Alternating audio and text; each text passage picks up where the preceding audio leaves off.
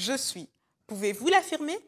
Après la trahison, l'abandon, le rejet, voire même l'ascension, la félicité, où êtes-vous? Face aux affronts et acclamations de ses contemporains, Jésus n'a pas hésité lors de sa mission à déclarer «Je suis», à tel point qu'à terme tous furent frappés de son enseignement. N'est-ce pas lui, le chemin à suivre pour quiconque affirme «Je suis envoyé»? Nous sommes sur les traces de Jésus. Bonjour à tous, je suis Liv. Entretenons-nous avec le pasteur Simon Oko. Sur tes traces, je veux marcher à ta suite, Seigneur, te retrouver.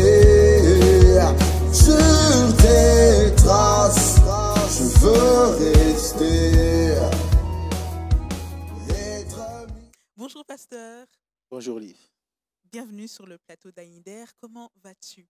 Je vais très bien et toi, merci. C'est un honneur d'être présent sur ce lieu. Je vais très bien aussi, merci.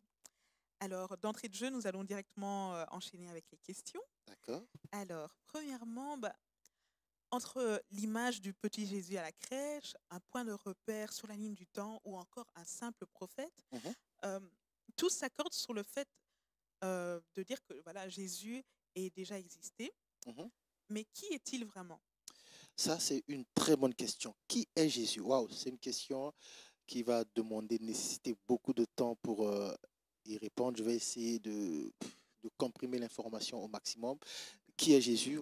Bon, Jésus, c'est un personnage historique. Jésus, c'est un personnage biblique. Les Saintes Écrits démontrent qu'il est le Messie, qu'il est le Christ, qu'il est le Fils de Dieu. Qui est Jésus? Je dirais, pour être simple, Jésus est le lien, est le pont entre les hommes et Dieu. Qui est Jésus? Jésus est le moyen par lequel nous pouvons nous réconcilier avec le Seigneur. Waouh! Jésus, un moyen de réconciliation avec le Seigneur. Je pense que nous l'avons tous noté. Alors, les systèmes de pensée, il y en a une panoplie. Les mentalités changent et évoluent et chacun cherche peut-être à adhérer à l'une ou à l'autre Oui. ou même à en engendrer une. Première petite question, Mhm. peut-on considérer Jésus comme un influenceur? Peut-on considérer Jésus comme un influenceur? Je dirais oui. Oui, pourquoi? Parce qu'on voit jusqu'aujourd'hui, on constate l'impact de ce qu'il a dit, l'impact de ce qu'il a fait et surtout l'impact de ce qu'il a suscité. Si on dit qu'un influenceur, c'est celui qui doit apporter de l'influence de par ce qu'il fait et réalise, quand on voit l'œuvre suprême que Jésus a réalisée, on peut dire que oui, Jésus a influencé le monde. Je pourrais même dire, j'irais plus loin, je dirais que Jésus a bouleversé le monde. D'accord, Jésus a bouleversé le monde. Alors, pourquoi devrions-nous le follow? Pourquoi devrions-nous le follow? Ben, c'est simple.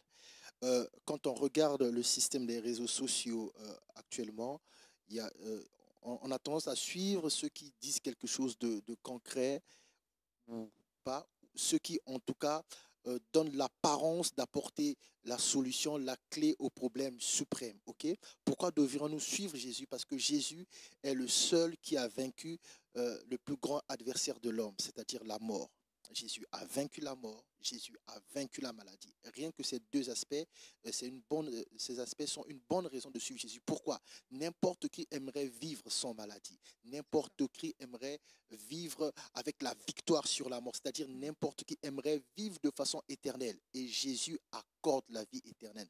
Voilà pourquoi nous devons le suivre. Parce que ce n'est pas seulement des théories. Il ne parle pas seulement, mais Jésus a parlé et a attesté ses paroles. Jésus a parlé et a accompli ses paroles. Voilà pourquoi nous devons le suivre, parce que c'est un homme de parole. Ok, Jésus est un homme de parole. Pour rebondir sur ce point, Mhm. donc aujourd'hui, on peut dire que c'est fiable de suivre Jésus? C'est très fiable parce que j'aimerais quand même rappeler ou informer à ceux qui nous suivent que l'Église existe depuis plus de 2000 ans. Si l'Église n'était pas quelque chose de fiable, si Jésus n'était pas fiable, je ne pense pas que l'Église aurait traversé les âges comme ça. On parle quand même de plus de 2000 ans, ce n'est pas une blague. Et ce temps-là démontre de la fiabilité de Jésus. Pourquoi? La performance se juge sur le temps. beaucoup avaient pensé que c'est un mouvement, un système qui va s'écrouler avec le temps. Mais depuis, ce mouvement n'a pas cessé de gagner du terrain.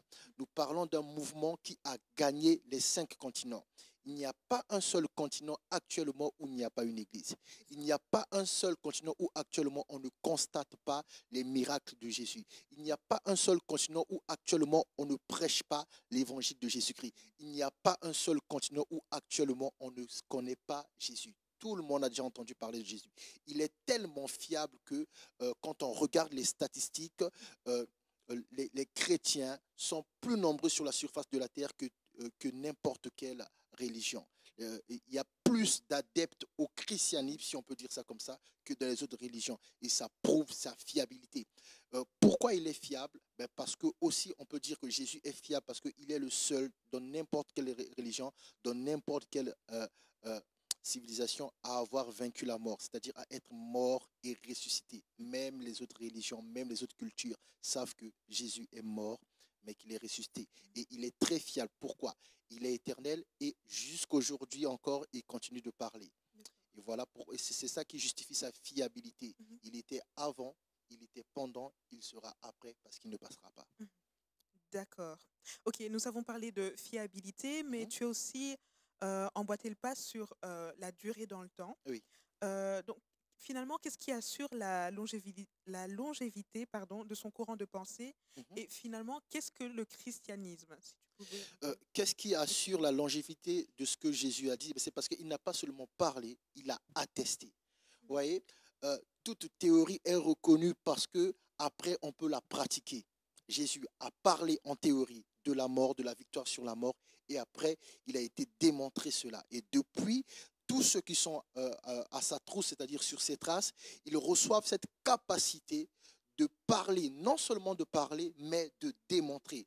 Parce qu'en fait, le système de pensée de Jésus ne réside pas sur les paroles, sur la sagesse des hommes, mais sur une démonstration de puissance, celle de Dieu. Voilà pourquoi jusqu'aujourd'hui, ça perdure. Pourquoi? Parce que Jésus a démontré. Vous voyez, il est facile d'enseigner, mais il est difficile de démontrer pour que la théorie soit accréditée. Et la théorie de Jésus a été attestée, a été prouvé que cette théorie est vraie. C'est un système de pensée qui n'est pas là juste pour amener des gens à la réflexion, mais c'est un système de pensée qui permet aux gens d'être reconnectés à Dieu et de vivre la vie que Dieu avait prévue pour ces personnes-là.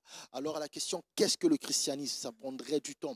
Beaucoup appellent cela comme une religion. J'ai déjà lu une fois sur Internet qu'on disait que le christianisme est une religion abrahamique basée sur les systèmes de pensée et le mode de vie de Jésus.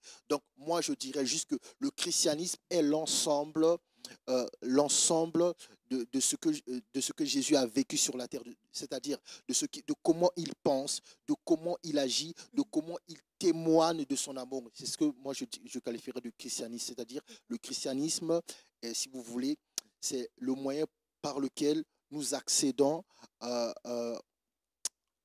un mode de vie, celui de Jésus-Christ. C'est le christianisme qui permet de découvrir le mode de Jésus, le mode de vie de Jésus-Christ, et c'est le christianisme qui nous permet de suivre les traces de Jésus. Parce que quand vous regardez christianisme, ça vient du mot Christ. Bon, c'est parce que les hommes aiment toujours tout mettre dans une case. Ils aiment toujours avoir une définition scientifique. Mais sinon, on peut simplement aussi dire que le christianisme est le début de la relation nouvelle entre les hommes et Dieu. D'accord, nous l'avons compris, le christianisme, un mode de vie à adopter finalement. Ouais. Merci beaucoup, pasteur, pour ce premier entretien. Merci et nous disons à bientôt. À bientôt. Sur tes traces, je veux marcher. À ta suite, Seigneur, te retrouver.